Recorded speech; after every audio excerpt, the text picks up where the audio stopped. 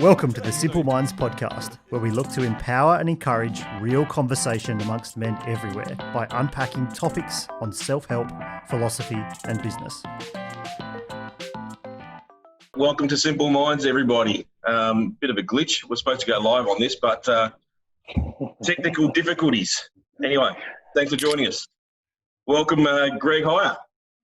Oh, thank you. I've got a bit of a bio here, mate. I've actually done some homework on you. Okay. Hey, sure. Can I check that paper? I reckon you're just holding something up. So let me just go through, because it's actually pretty impressive, mate. I mean, having coached against you and think you're the worst prick in the world, your bio isn't too bad. Mate, it's just because you got Wikipedia and I created my own Wikipedia page, so you've got to make it good. So it's all good. That doesn't surprise me, actually. So what I've got here, mate, you've been playing basketball the last 10 years, obviously, with the Wildcats for about 7, SBL, and then you've just done an Australian 3-on-3 competition, is that right? Yeah. Is that right? Was that the notes that you put in there? Yeah, just got done, so I retired. It was actually 10 years, and thank you very much. But I got done with that, and then played for 3-on-3. So you take any Aussie representation as it comes. So 100% you would, mate. No, kudos to you.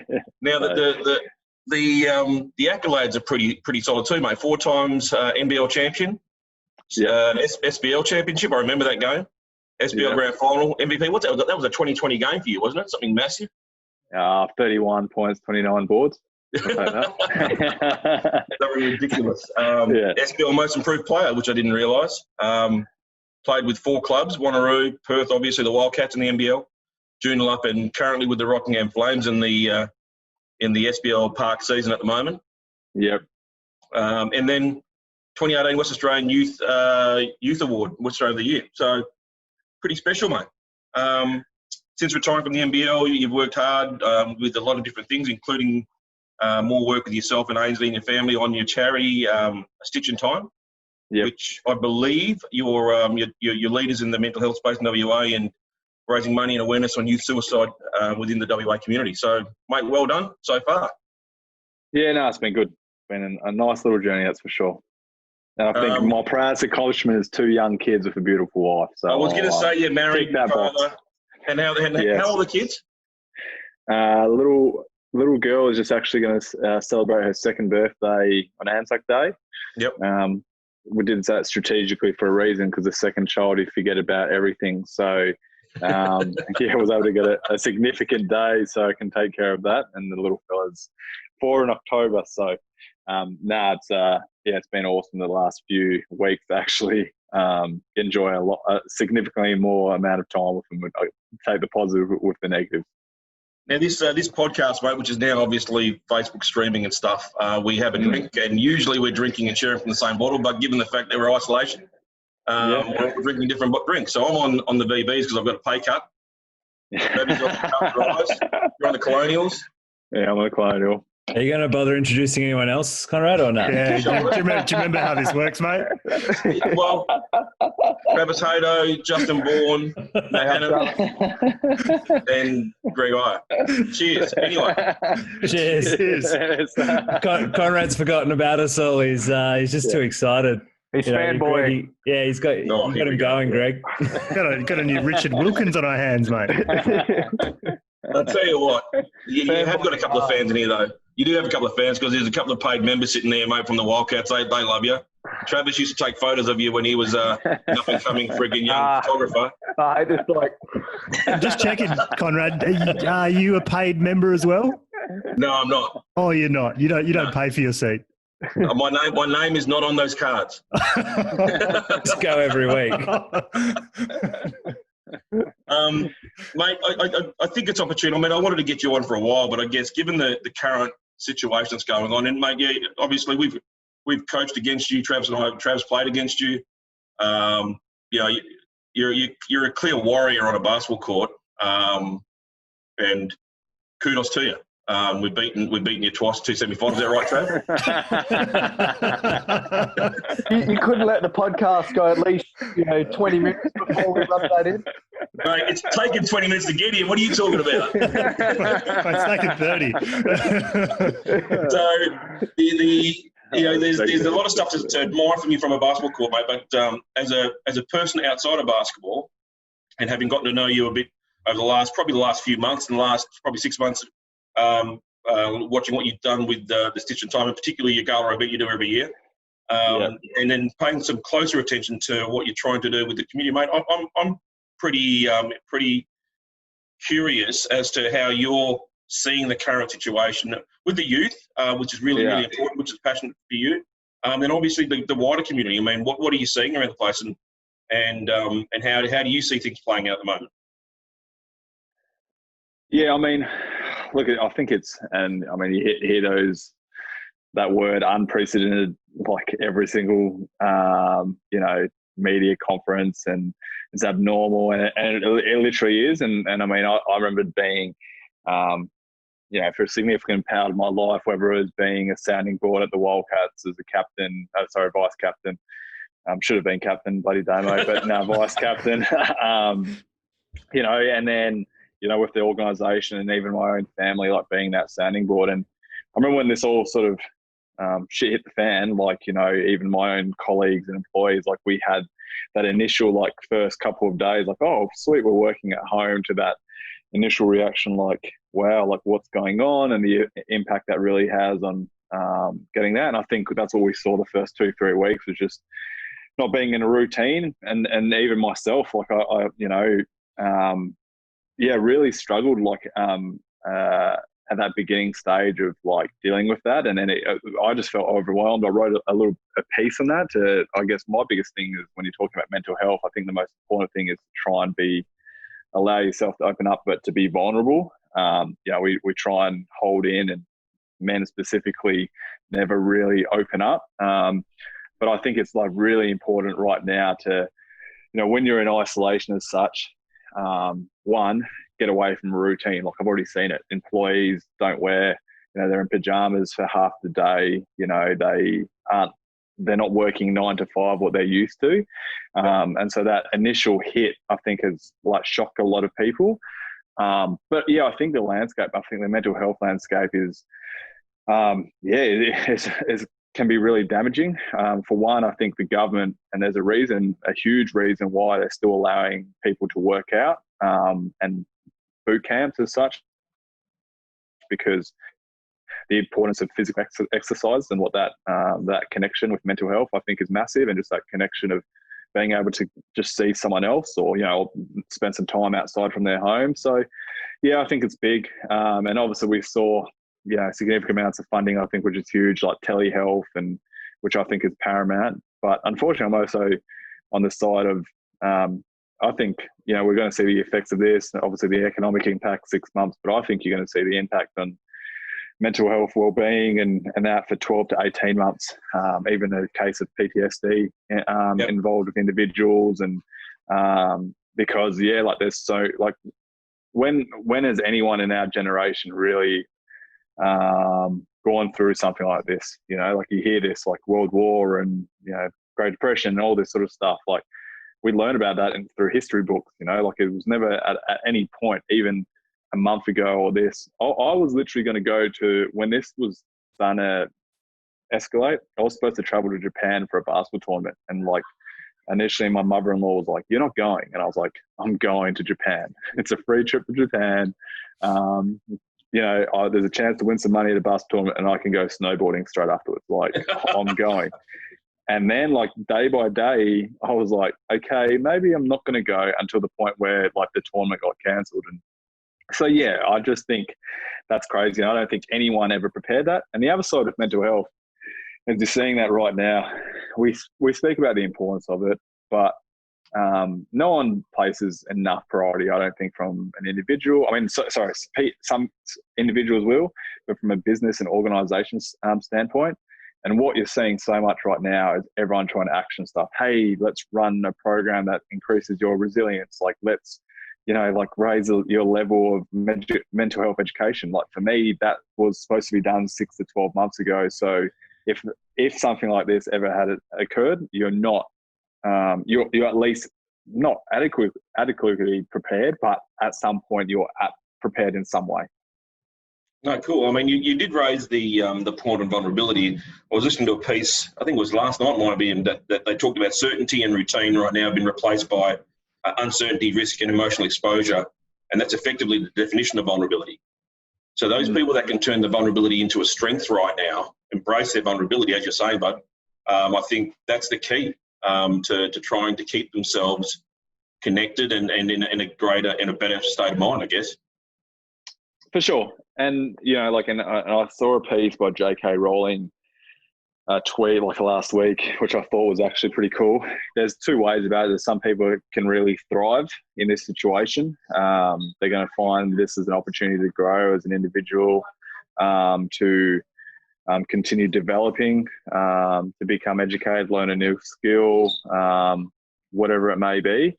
But the other side is some people are just going to survive, and that's going to be that's going to be as adequate and acceptable. And so, you see this like life skill coaches and whatever may not, like they're saying, hey, do this and don't be lazy and get motivated. But for some people, it might just be getting out of bed and just doing the normal stuff that they're used to is just as much as someone learning a new skill or hobby or developing a program. And so, there's two different ways about it. And I think that's what we've also got to have is, that understanding that we're all going to be different in this scenario. Yeah. What's your take? Have you observed anything amongst the youth that you're involved in, Buck? Yeah, and reaching out, but it's funny. I still think there's that that realization that this is actually a really serious thing. Like, I don't think, from the economic sort of side to it and all that, I think that's where we get hit, and I think it's tough. But from a youth sort of sector, I mean, I don't know, like obviously that absence of, sport, hanging out with your friends and all that sort of stuff. But I don't know if it's really hit. Like I've spoken to a number of young kids and teenagers and adolescents and even people that are involved in the charity organisation itself. But I don't know if it's actually really hit home for them yet, in a way. Like the ramifications haven't really impacted them directly as such. So, it's interesting. And even that, like, you get that scope where it's like, when you say like, oh, what's impacting? It's like, oh, yeah, I just don't get to do this, or, like in this sort of like, I'm not trying to downplay the significance, but it's sort of trivial stuff where you're like, there's some other people that are unemployed and literally, scraping for every single dollar and not wanting to waste food. And so that whole, that's an interesting thing. But look, I think this is where the opportunity I think youth need to have and adolescents. And I think that's where, say, a state sporting association, for example, Basketball WA, this is the time where they never place enough significance on mental health in an adolescent. Like we hear about it and high schools go. And so, for example, like a basketball club, right? Take any club, like they train twice a week and they do their strength conditioning in terms of suicides and all those drills or whatever you call it, right? And then they do 5-on-5, but they spend no time on goal setting, leadership, effective communication, mindfulness, meditation, anything that really helps the mental side of the game, which I think is just as important. Yeah. And this is the perfect opportunity to do that. Like start implementing stuff like Bus WA should say, hey, don't worry about, doing a 50-minute workout or an hour workout like ball handling and all that sort of stuff. Yeah, sure, do that. But hey, spend an hour exploring the self-care technique, like maybe try and implement some yoga technique, try mindfulness, try journaling, try reading, whatever it may be, because that will help you out in the long run. And in the past, that's never been a priority and never been of significance. And I think that that's the opportunity time to do it now. But I don't think an adolescent or a teenager is going to say, hey, you know what? I'm going to download the Headspace app and I'm going to do mindfulness training for 10 minutes every day. Like, it needs a peer, a mentor, a parent, someone to help to instruct that. Agreed. Gentlemen, you guys got any questions you want to fire at Greg in relation to the areas that we're talking about? I mean, I want to get back to talking to you at some stage about how you've pivoted your business, but I'll leave that to the end. Yeah, I'll jump in. Thanks, Matty. A comment you, I just wanted to make sure you allowed me the space to jump in there, Conrad. So appreciate you hosting and thank you for welcoming me to the show. And so, Greg, it's great to have you here. And one thing I picked up from that conversation, which I hadn't really given a lot of thought to before this, was PTSD. And so that's one element that I hadn't really considered much. And I realized, like a lot of businesses a lot of business owners lost their business in 24 hours, more or less. Yep. Some will be 2 weeks. Some still haven't lost them yet. I mean, there's a lot of continual change. Same with jobs. Same with even part-time careers. And also, I've got 3 kids, so I have actually seen a lot of that adjustment that's happened through having 3 kids, eight and down. So the PTSD was one that never really thought of that form of trauma, and clearly there's a lot of people that will struggle with that. And the mental health thing is it's so crazy, and as you say, it is unprecedented to that level. We don't know what it's going to look like as a global impact of this sort of, and even if we're just talking Perth, like the population suffering as we are, being sort of contained to an extent. And I'm fortunate to live fairly close to the river. And I mean, the traffic on there is about 10x what's on any road, right? And so it's really good to see that a lot of people are doing it. But like you say, a lot of people haven't got those habits built into their routines. And it's pretty scary that people can and are turning to a lot more alcohol consumption and other things to try and get by. And the longer it goes, it's pretty scary because that there are people, there are workforce, there are families, there are relatives. They're all, all these people are so important in our community.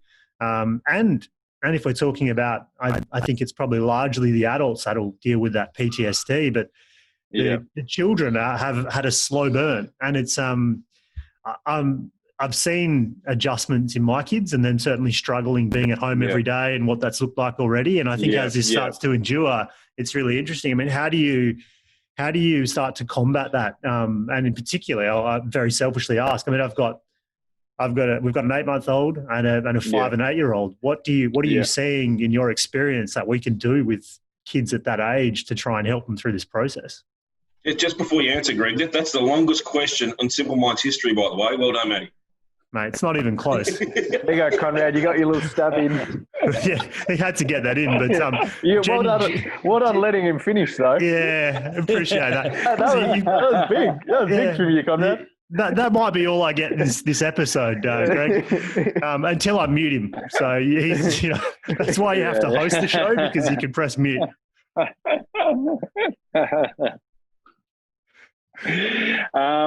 No, and look, I think the biggest thing, and what I try and talk about, I think the biggest thing is getting back to a routine, and that's as tough as that may be, an adjustment that as hard as that could be is even like setting that up, like if kids go to school, like actually setting up a desk, a room that's like they're at a school, like they're sitting there and they have that, hey, look, you're being there from 8 to 11 and you've got your lunch break from 11 to 12. And I think that's even from, I think there's that communication along the lines of, the wives and husbands, or wife, husband, whatever it may be. But in that regard, is having those open lines of communication to go, yep, look, this is like, I'm working from home and it's completely different.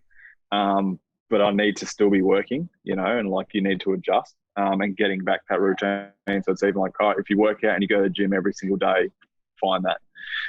That's what I felt like. And I mean, even from a personal setting, like, I mean, when I got to point where, like I felt overwhelmed and literally was like crying in front of my computer, like looking at emails, being like, what am I going to do? Like, obviously I've like significantly lost, I'll be honest, like $50,000 like in a space of, 3 days, and going like, what the hell, like, and sort of then going, cool, all right, like going to have to adjust and do things. And I was like, what am I, but the thing is I stopped like living the life that I was accustomed to. And that was, working out every morning at 5:30 and then doing yoga and then doing some meditation, because I was, getting at home and I was doing all that sort of stuff.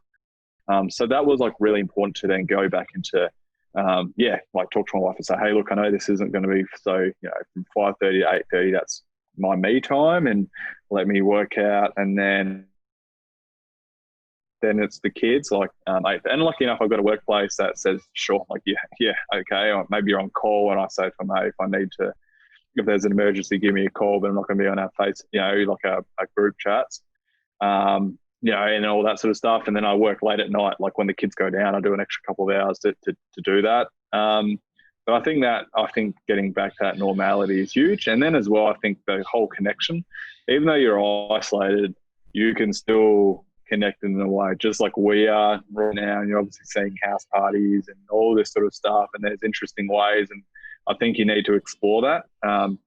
Like for me, trauma is suffered by an individual, but recovery is endured by a whole community. Like everyone, you need support and a network to be able to, like recover from that trauma. And then that's what we're really going through right now, especially in this sort of grieving process initially. And again, like the one thing as well is like remove yourself from things that aren't good. Like we are constantly wired right now, whether that's social media or the TV, like you turn it on. The reason why COVID-19 wasn't the front of the paper was because of someone else this week, right? But generally, it's flashed in front of our eyes every single moment of the day. So you literally, remove it. Like even sleep's such an integral thing. Like at 7:30, switch off your phone. As hard as that is, if you can't do it yourself, download an app, but you can't get on social media. And there's a lot of tools. We put it up on our webpage like a sort of an e-learning platform. People can learn self-care techniques in a basic introductory way. So stitchingtime.org, there's a plug for you. But I think it's important right now to, when you're talking about how to better your well-being and how to develop your own emotional toolkit, this is the perfect time.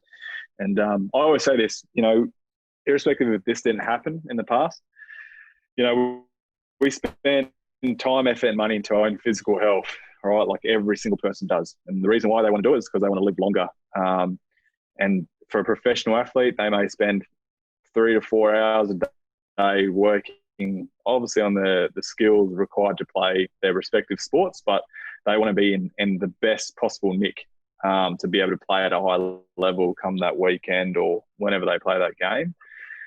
But like what I learned in my career was that you need to spend, well, in essence, really the same time, effort, or money into your own mental health. Because if you're feeling crap and you're anxious or you're not confident, I could have looked the best I ever done and shot the ball really well during the training, but come Friday night, if I didn't have everything going well upstairs, like I was never going to perform. And I knew that, and I learned that later in my career. Like there was times I was like, but when I wasn't feeling confident in my own abilities, irrespective of how I was feeling and had no injuries, I wasn't playing well. So I think this is the perfect time to look at the front and go, I'm going to, at least learn a little bit more on how mental health is actually important and actually do some stuff for it. Longest question for the longest answer.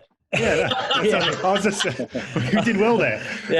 Except for the really, really quickest part was when you said the URL, but it's okay. Think about it. We're here to talk about it. Straight up. Share it anyway, bro. Don't worry. Don't put .net at the end. That goes into a embroidery website. Put your name on there for like half an hour. Hato's done a batch order. Greg, it was good that you went through that. You answered half of my questions as well, so it was really good. No, look, I just wanted to first off say thanks, I guess for coming on and sharing your time with us. And I also think putting yourself out there and exposing your armor and being vulnerable is showing great leadership in that, people who have achieved great things or, people look up to, particularly in sport and other bits and pieces. Like, as you said, I think sometimes we just need to be shown what that looks like to then go, oh, okay, well, that's what I can do. So that's, thank you for doing that. Because, I think even in the business landscape, I run my own business. I think it can still be perceived as like, if you were to post on LinkedIn how you're really feeling around the mental roller coaster that it has been for the last few weeks, it can still be perceived as like, oh yeah, you're not tough and sure. You should just get through it, which is kind of one thing I'm curious about. You shared a few tools and kind of techniques and stuff in the last response to the longest answer to the longest question, but I'm curious about. I got two things I'm curious about. The first off is in a lot of your posts and through the Stitch in Time and even the letter to your younger self, you talk about resilience a lot, and that seems to be a really core value of yours and something that you really want to instill into younger people.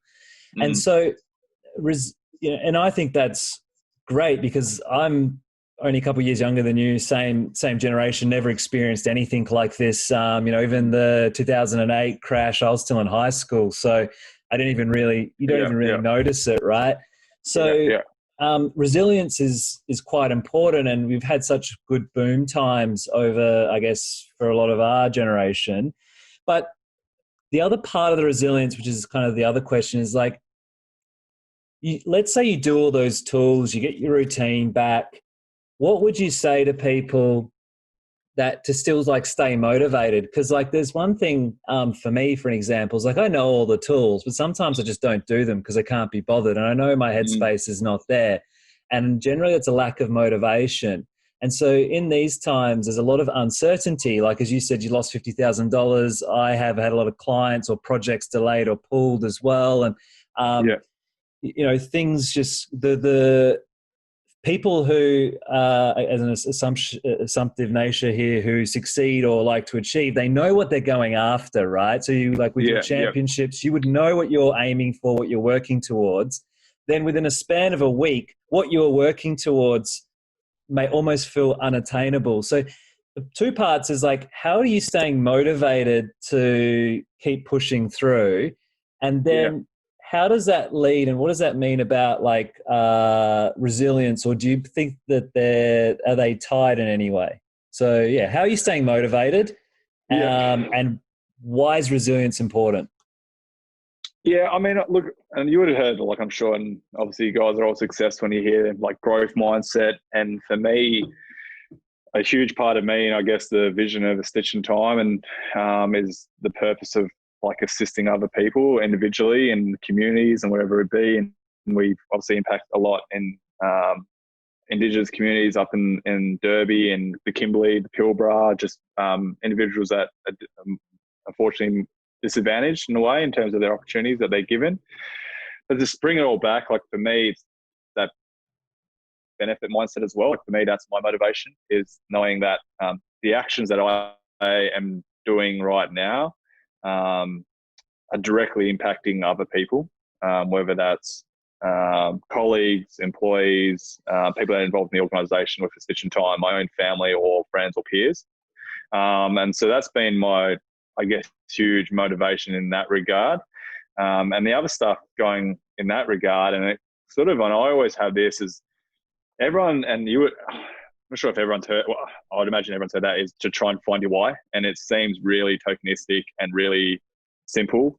But I found it really powerful. And the reason why I always love to connect real life experience with like, in that context. And so like you can hear all that, and even like you go on Instagram and you'll hear like motivational speeches and those YouTube videos, and you're like, oh yeah, like that's awesome. And, like, and even I to take it all back. And, like that guy that speaks up and he's like, if you don't, if you value sleep more than you value like hard work, I'm like, I value sleep way more than I value hard work. Like, it's really important. But what I'm trying to say that is, like, there's a real life experience that I had with a Y, and that directly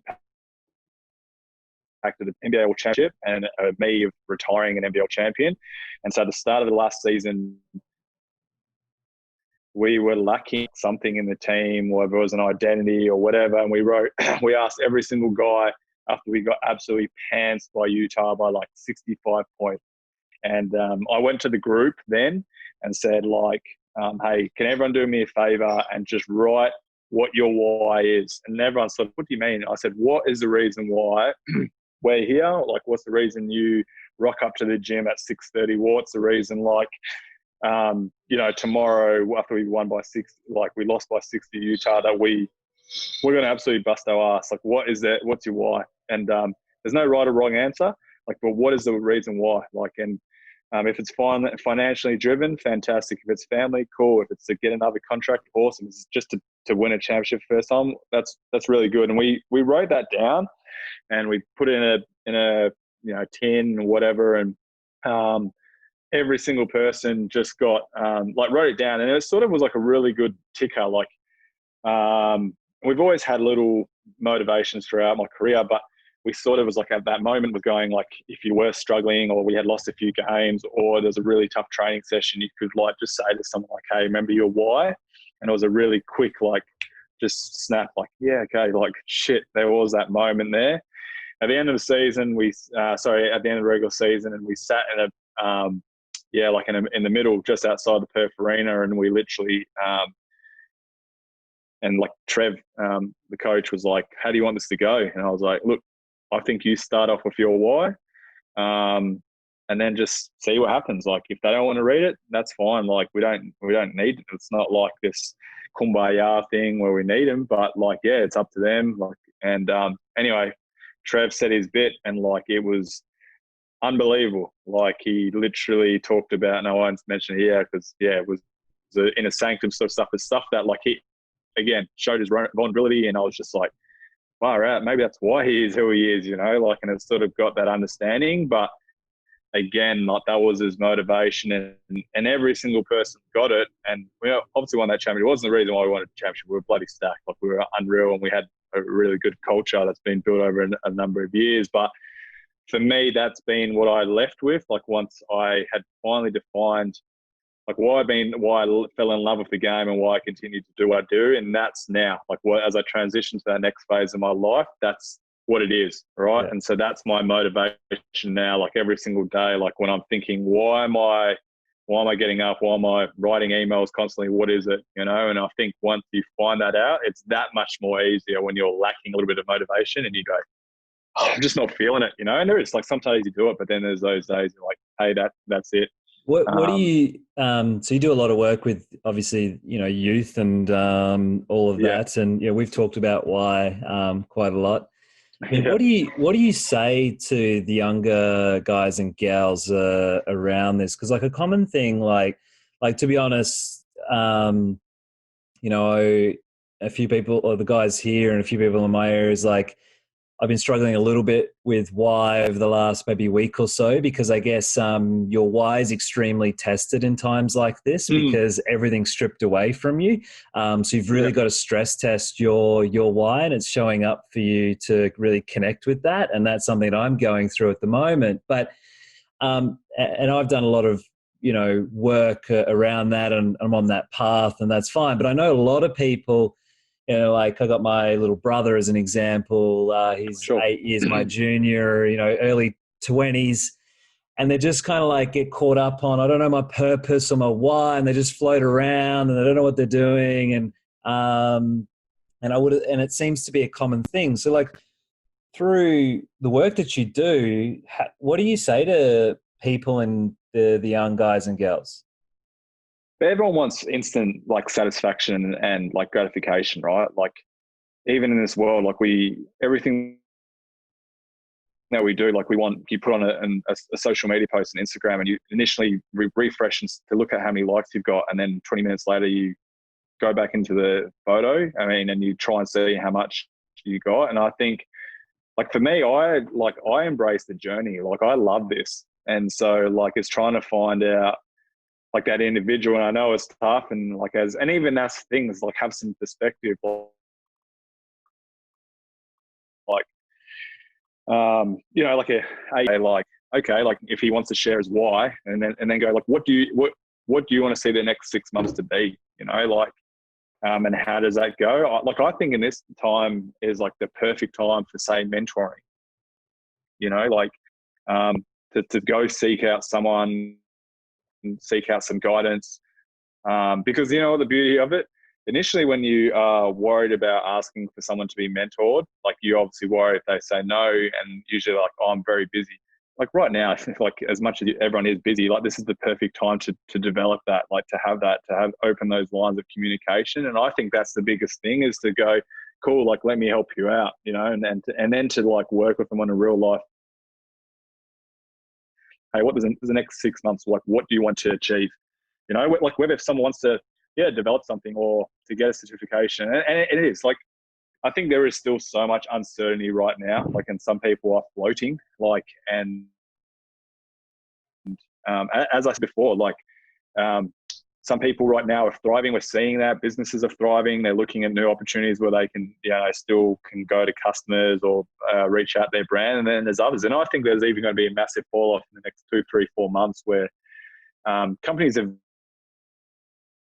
implement these amazing initiatives right now, which I still don't think are sustainable. Like, you know, we joked around beforehand, like you can't buy a webcam, you know, like all this sort of stuff. But there's going to be a point of time where like 2, 3, 4 months where businesses and organizations, individuals like go, I don't even know if it's worth it. Like, you know, the amount of work that we're doing and I'm not getting that, I guess, instant gratification or satisfaction. And I think people need to take a step back, be in the present moment and go evaluate and go, hey, like right now, stuff's changing daily. You know, like you hear that there's a like a financial benefit coming through, or oh no, there's a restriction in place, and then just go from the overarching, like what do I personally want to achieve in 6 months?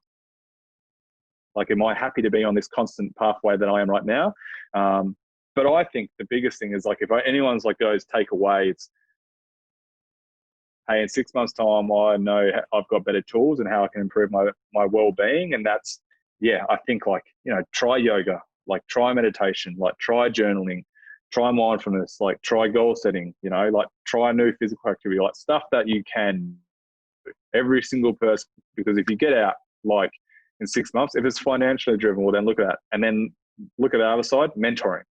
Like for me, that's something that I always try and touch on, is the most powerful tool that's ever been in my life. Like from professional mentors in the athletic sense, or business mentors, or real life mentors, you know. And yeah, I think like, and I don't think anyone at this current climate would say, oh no, I prefer not to help you out, right? Everyone's we're rallying around each other, I think, and that's what we need to embrace a little bit, is that human connection, because I think people will be willing to help out and provide a little bit of insight. And I think you can always take away from again, shared experience is that much more powerful, especially when you've got that human connection, you know, someone.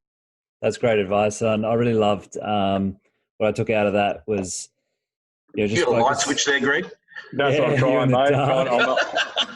there we go. We can see it. There it is. You stole my joke. I was going to offer him to pay his power bill. It's $50,000. Yeah, from the shadow to the light. I'm at my brother-in-law's house, and so I just didn't know where. Yeah, I love it. Well, on that, you know, I was just going to say what I took away from that was just start small, and you can start with turning the light on. But look, you know, I think that's really helpful. Of just like what I heard from that was like, yeah, just pick something, one thing that's small, and then just go for that. And then, you know, I guess when you know, then go to the next, and don't get too caught up on trying to find your life's purpose. Just kind of do that and seek out mentorship's great, and a great reminder for myself as well. So, because mentorship's played a big part for me too. And sure. the proximity, you know, I have is, I'm very grateful for. So yeah. And everyone, I think is feeling very compassionate to give up some time for the most part. So it's really good. For sure. Gregor, long time listener, first time caller. Oh, I was going to say that too. I was going to make a joke about the power, but they beat me to it, so I'll move straight on to my minds question. think alike. You can't put Conrad and I into that same boat. He won't allow you. Gregor, step us through a little bit of your mental health journey. You know, from growing up to a teenager, going through, I know you had a very public display of, I guess, mental health with the Wildcats, I think maybe 16, 17? Yeah.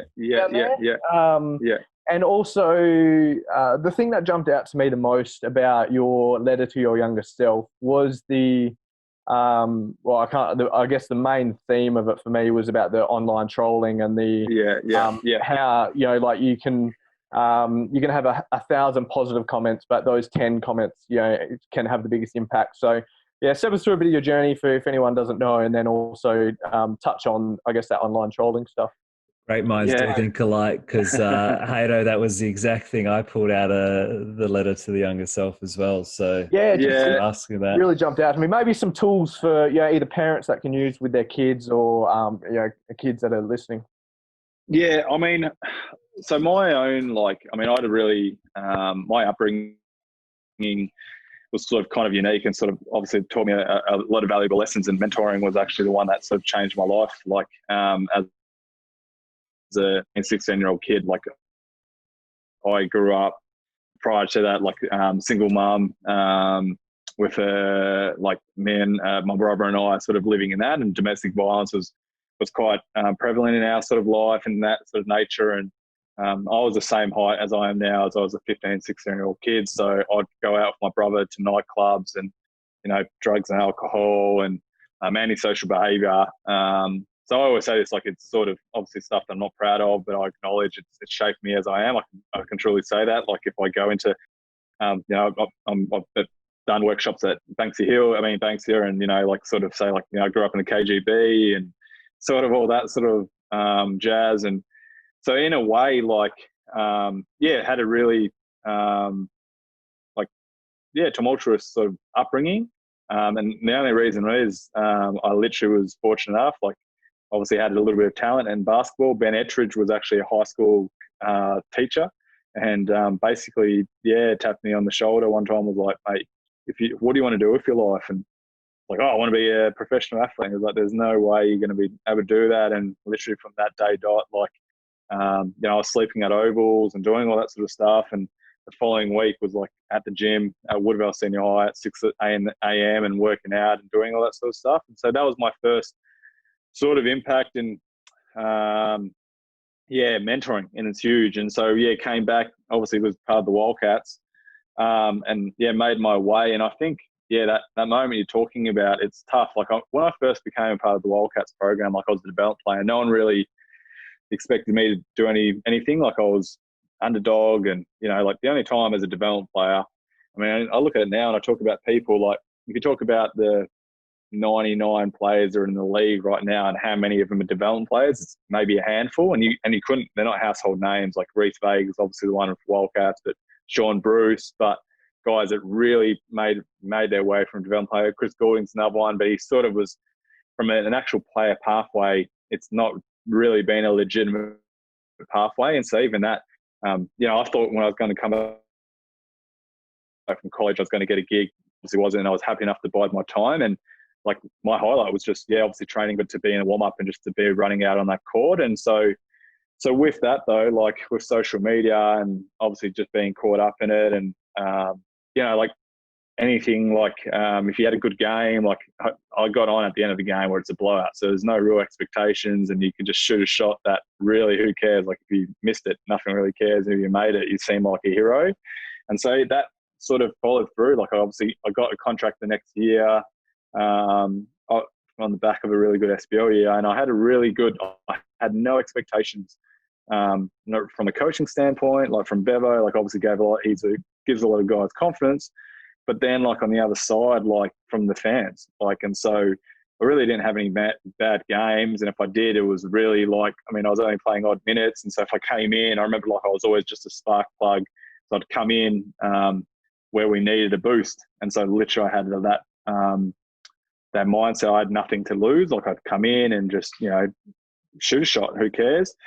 And so it was fine. Like again, social media praise is really, really good. But as my role grew with the Wildcats, the expectations grew, like obviously with myself, but with fans. So once you started having games where, you weren't impactful, or you didn't have a good game. And and I obviously from the first 3-4 years we were on social media, I would never see bad things said about me. And it was like, hey, Greg's a future, star and all this sort of stuff, to then, Greg should, my 2-year-old daughter is better than, I'm not saying girls are better than guys, but, like this sort of stuff. And then actually then getting really personal and it consumed me, like, unfortunately, to a point where it was damaging for my own mental health. And I remember this like vivid and the crazy thing. And, you always hear that as a professional. I mean, as a basketball player, right? If you do something, you're like, oh, I lost the game. And they're like, nah, it was never you. Like, there's a million possessions. And I literally knew I lost the game. Like, I got subbed in with a minute. I had 2 free throws, missed both of them, had a bad rotation. And then the last possession, I came off help side and a guy hit a 3 and they won. And I was like, I could have not had a worse minute in my life. And so I got in and I literally was in the ice bath, and God, like I was just scrolling down, and it was just like constant like abuse and hate and stuff. And the team wasn't playing well at the time too, so I was sort of seen as that scapegoat. And it was going absolutely bonkers. And I remember didn't get any sleep. Like we travelled out the next day to Illawarra, and I remember getting to the airport like 2 hours before everyone. I just wanted to get out, and I had no sleep. And I remember just sitting there, and Trev ended up just like patting me on the shoulder and said, "Oh, mate, good thing is we've got a game to turn around the next day." And ended up having like the best game of, I'd say, my career. Like I think I had a double in limited minutes, and I ended up just like throwing my phone away. And in the past, I used to obviously go and be like, my own praise to feel good about. You obviously want to feel good about yourself. Like it's a good thing, right?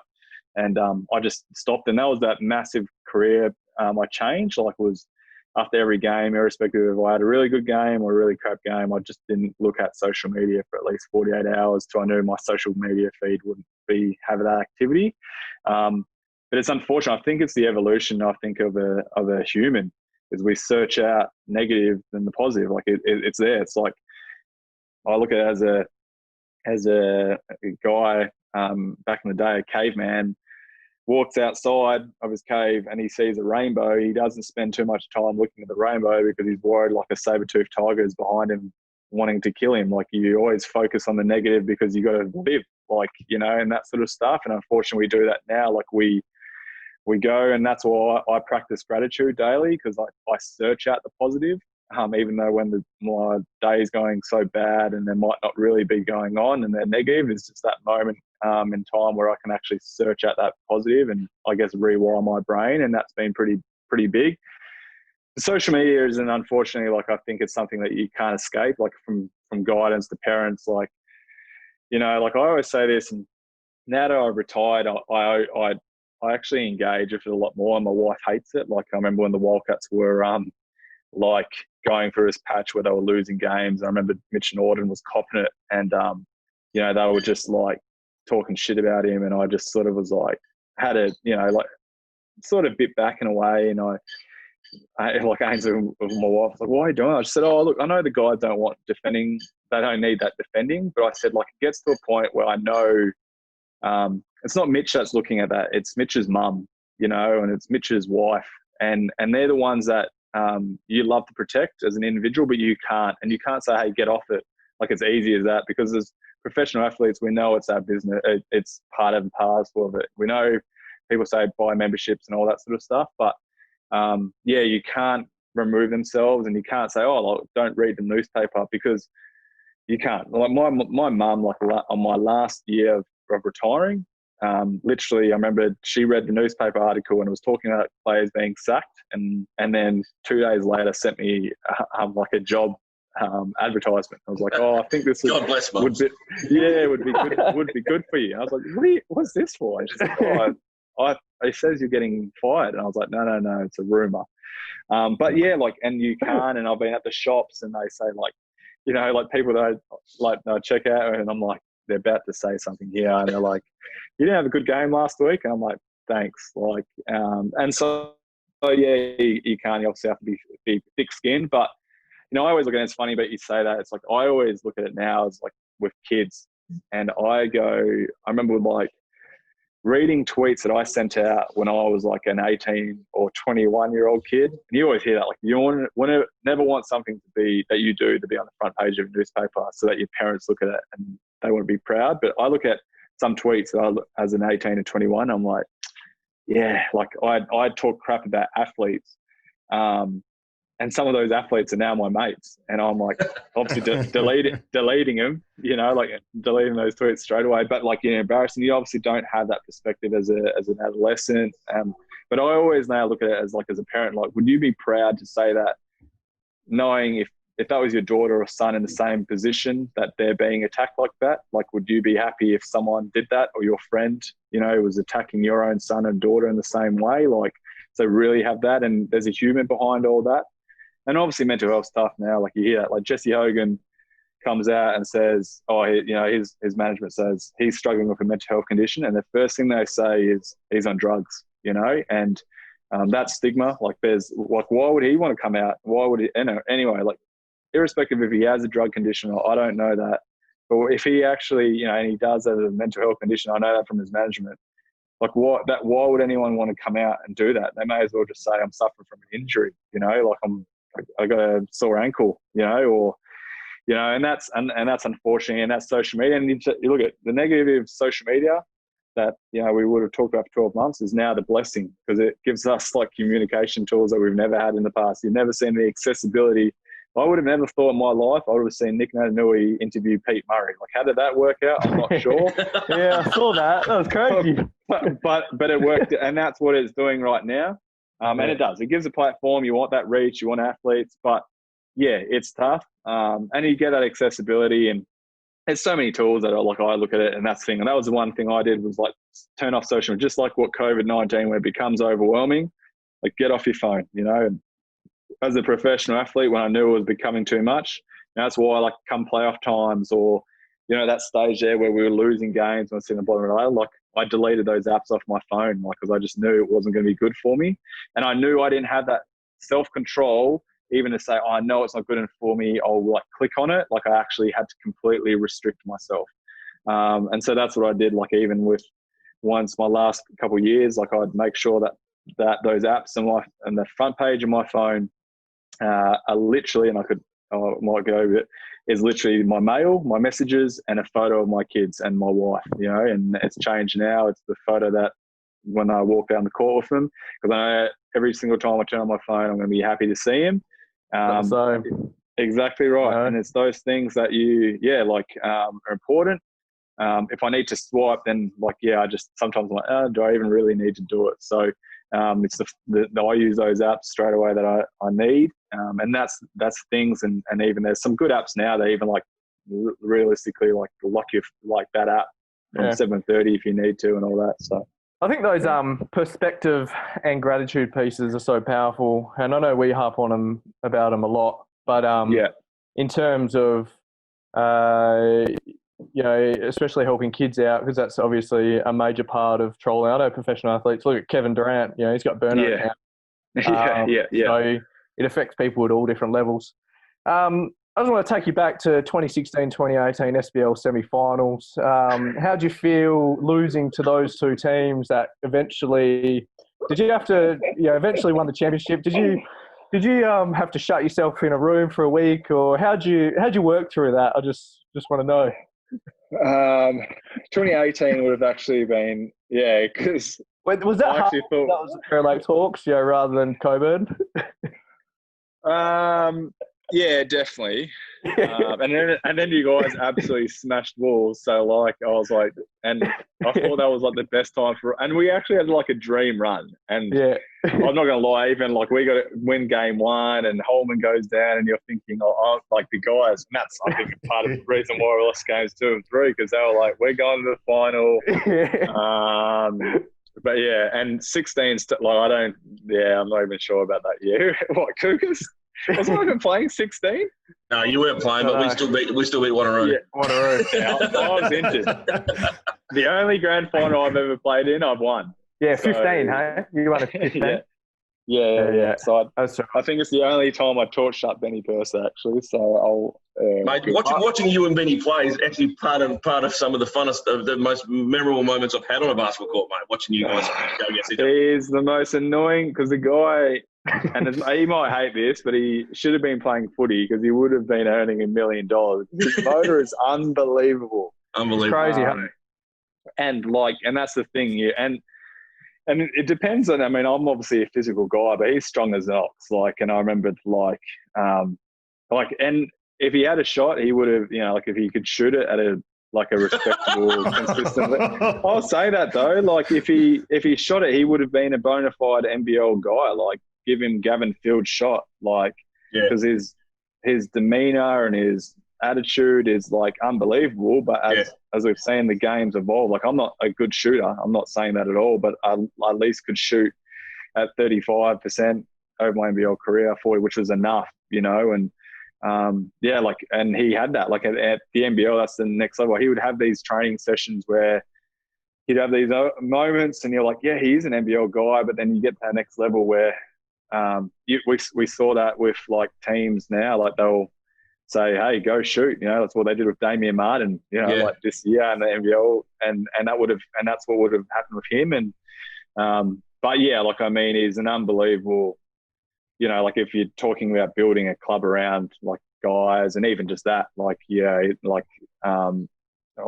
what he's done to Perry Lakes and all that. And it's one of the things, when you look at every single week and you look at your matchup, and I look at some guys, I'm like, oh yeah, I'm gonna have a good week this week. Those guys in my positions aren't they're not that physical, but with Benny, or if it's on the back end of a doubleheader, I'm going to have a few glasses of red when I get home, because he definitely throws his weight around as he should. But try going against him every training session. Oh mate, yeah, and I imagine that's the thing. I imagine he goes just as hard at training as he does at games. I'm 3 inches shorter than him, and always played on him. So I know your feeling. I know your pain. Hey, gentlemen, I know we could probably chat for a few more hours, and unfortunately, I've got a hungry mum to go and feed, like I said at the start. Greg, thanks for your time. I want to put two things out there. I'm not sure whether I'm sure some of the guys have read this book. I'm not sure whether you have, but the book by Viktor Frankl called Man's Search for Meaning. No. Well worth the read, mate. But there's I watched a video last night which reminded me of what they call the most famous line of the book. But this book was written 7 days after Victor got out of the Auschwitz, or how do you say it, concentration camps. Written in 7 days. Yeah. One of the best books you'll ever read. And the most famous line of this book is that everything can be taken from a person except for one thing, and that's the last of the human freedoms to choose one's attitude in any given set of circumstances, to choose one's own way. And I think that's exactly what you've pretty much said in 3,000 words or less. I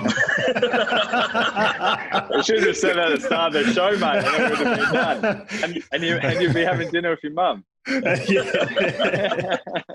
So, mate, I appreciate your time, mate, and I think, like I said, it's good to get you on here. Great to have a bit of banter in these isolation moments.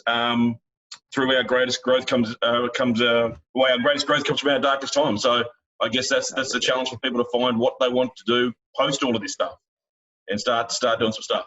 Give us a bit of a run through of what you've done with The Stitch in Time recently, of kind of going online, and I believe it's free. So just for anyone who's kind of listening and we've talked about today, how do you take, how does that relate to what you've just launched? And run us through that a little bit. Yeah, so I mean, A Stitch in Time, like my charity, was founded in 2014, and so like I never really like obviously had a huge focus and priority on it as I was playing, but never really could give it the time that like I felt like it adequately deserved. And so we sort of, for the body of work really was over 3 or 4 months, like where I'd go doing remote community stuff or doing workshops. It was only until like I retired, like I thought, yep, let's give it like this massive crack, like in terms of getting in front of schools, businesses, organizations, whatever it may be. And we did, like we started really targeting some key specific areas without leaving like our key mission and our values that we've always represented. And like it's easy, like when you talk about gratification and success, like you see something or you see another organization or something, you're like, oh, I want to put my hand in there. But like, I think you always got to remain true to yourself. And so we actually, like before this hit, like we were really enjoying like significant success. Like, we've always been in schools, but we had 20 schools lined up in the next month, and then a bunch of like a significant partnerships, which will still happen, like with state sporting bodies, to be like official wellbeing partners, but to deliver our programs to them. And then it's obviously business side. And then, what we saw was just like that, whether, being cancelled, postponed, you're not really sure, like they're fine. And then the thing is we've always had like that content, and we've always had, it's not like when we went to schools, it was anything that we would obviously refine it, but it was like that stuff that was always so easy to deliver because we were obviously, we lived it, we're passionate about it, we believe in it. So it's just a case of, okay, well, how do we still deliver that? Just not in front of them. And so it's funny enough, like 3 years ago, I always wanted to go, always wanted to have like a learning platform in some way, because we always did a lot of remote community work. And whenever we did, it was like send up paperwork or send emails. We would do like, like I'd be doing Skype, and it was sort of like Zoom wasn't really a thing. Like it was just like Skype, and then we would engage with these kids and I'd go up there. So whenever we did all that sort of stuff, and I've always said to the organization, like we need to invest into an e-learning platform, just more so a gateway, so that so many people feel comfortable enough to engage in education and mental health behind a screen. And that's perfectly fine. There's different avenues to learning instead of just being in front of a psychologist or being in front of someone, like to get that retention. And so, so it was funny. Like when this happened, we met as a board and we said, hey, what do you think about like looking into this e-learning platform? Let's get it up and rolling.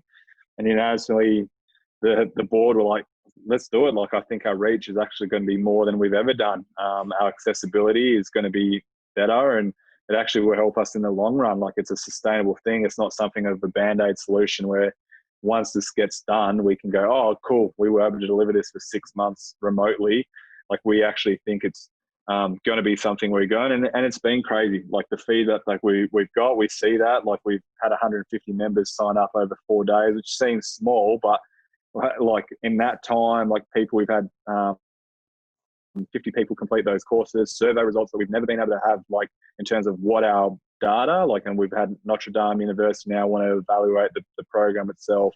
We've had contact from Queensland Institute of Sport to see if we could deliver that platform or help us like deliver that e-learning platform in some capacity. So like that's where it's gone to now, and that's obviously where we wanted to develop. For us, we just wanted to give an entry level of any individual to go in and go, how can I better my well-being, and how we do that. And that's an hour course. Like we give 5 pillars of self-care, like through physical activity, communication, like the mind, all this sort of stuff. And so, we wanted to provide accessibility. And the thing is we wanted it to be free. Like, you're seeing that everyone's trying to profiteer from something that, and I understand in some way, but for us, that's not what it's about. We look at that as an opportunity to expand. Hey, cool. If you actually want to learn more about persevering, or you want to learn about grit, and, want to learn about actual mental health, well-being, or goals, cool. We can structure it, and we can have facilitators that, they'll charge a rate, for their body of work. Like, I can't go to a psychologist and say, hey, can you deliver a workshop on behalf of the Stitch of Time for free? Like, there's a reason they're there. but we wanted an entry level where someone can walk away an hour and a half and go to us and say, you know what, I've developed, I learned some evidence-based tools and techniques that will help me manage my well-being or improve my well-being, and as well as making me feel comfortable to reach out to a peer or a friend regarding creating a safe conversation to talk about mental health and, in a way, suicide. And if we can help not only change a life but save a life, like, that's massive. Like, you can't measure that, and we've seen that. Like, it's the results have been really good in terms of turnaround. It was a lot of. I mean, it was to do the videoing. We did it in a day or two. Like, we leveraged people that I knew to say, hey, we've got social distancing rules. We'll do that. We used my sister-in-law's cafe to have a thing because everything was shut down, and we could do that. It was a massive thing to do, but well worth it. And again, like, we know, like 6 months down the track, when we go into a school, and we always finish up with our presentation, say, hey, like, guys, if there's anything you want more, like, reach out, please feel free to do it. Yeah, we always get 1, 2, maybe 5 kids say, hey, we want to know more. This allows us that we can say, hey, log on. Here's an actual education tool, which is organic. Like, it's not me sitting there and saying, hey, this is what you need to do. It's like, just like us right now, having a bit of banter, a bit of fun, there's humor, it's organic. It's a conversation that, people have. It's just a bit more important and a bit more relevant right now because of the situation. But yeah, it's been awesome. As I said it quick before, but stitchandtime.org.au. There's an e-learning link, and go through there, and everything's pretty easy, and we haven't had any issues as thus far, except just increasing our membership rate in terms of that cost. But that's just something that the organisation budgeted for, and was more than happy to sort of support because we think it's pretty powerful. Yeah, that's awesome. That's that's really cool on two folds. The speed of the aspect of, like, what we've been talking about today, of, like, everything can be crumbling around you, but, like, there's an opportunity here to do this, and I guess staying true to your vision, and you know, by just executing on that reinforces exactly that. As, like, it is unprecedented times, and can be, tough, but you can still create stuff, and you can still make stuff, and you can still take steps forward. And I think that's a great example of doing that, and the side effect of, like, getting information out there to people around this topic is it's phenomenal, man. Well done. That's super cool. No, appreciate it. Big time.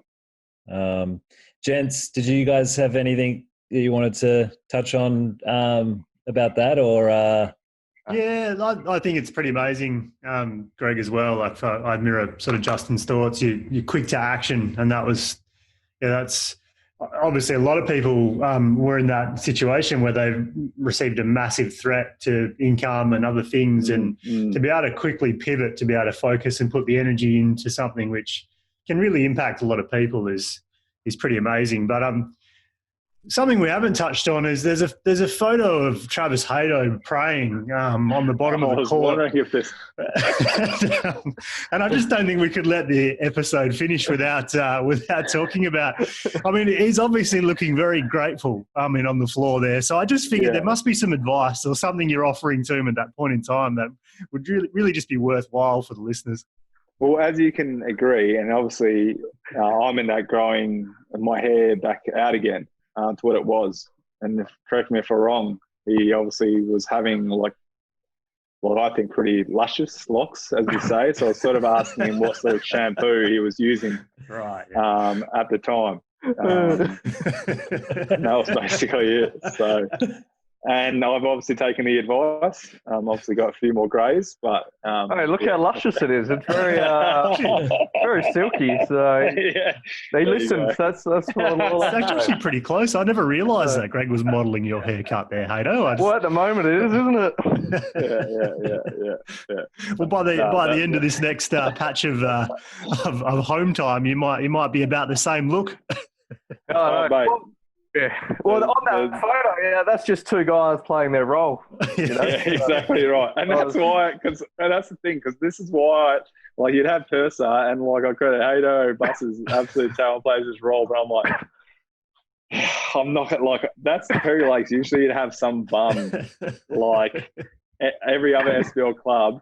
No, I'm not, but like who just like they sort of are like they'll let me have my way, and then I can obviously be a bit more aggressive and physical. Whereas Hato, no, like gives it like I'm going for an O board, and there's like a good box out. I'm like, well, granted, on that play, what happened was I was running in, and Ryan Godfrey came in and whacked me in the back, and I stubbed my toe on someone's foot and went straight into the back of yours, into your back, and then we both went down, and it all happened. I don't know how I got a foul for it.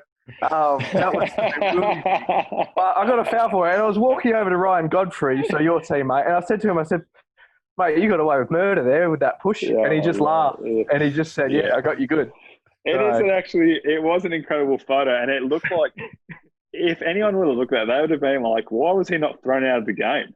Like the way it looked, right? Like, and I think even there's a series of it. I think the referee's looking and hasn't done anything. And I remember was like going, like, that's a really aggressive, like, well, it's not something that I was proud about. Like now, like looking at it, and even the banter's fine, but like bloody Matty Akaponia was like, why is this? And I was like, like, all right, calm down.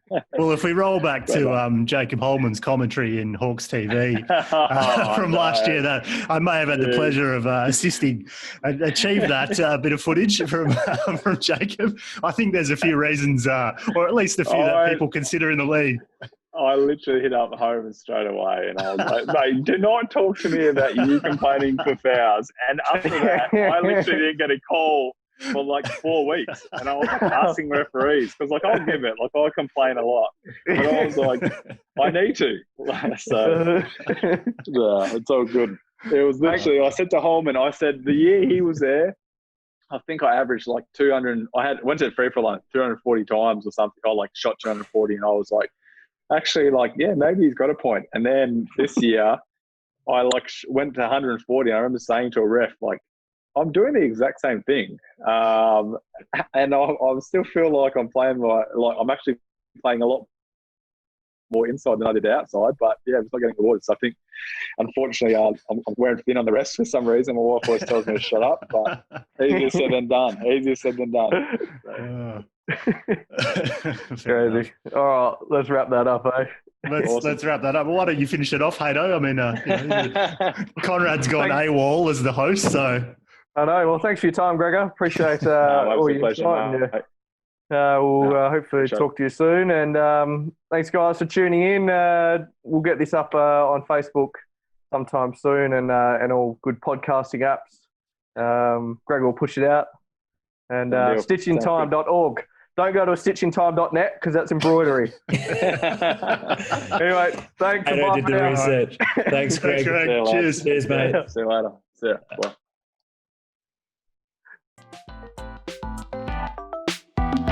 Thanks for listening to the Simple Minds podcast. If you like our show and want to know more, then check out our website at simplemindspodcast.com. If you like, you can even leave us a review on Apple Podcasts or share this episode with a friend. The Simple Minds podcast is also on Facebook, Insta, and for those that like to keep things formal, LinkedIn. So follow us there if you want to keep up with the latest updates from the show. See you next week.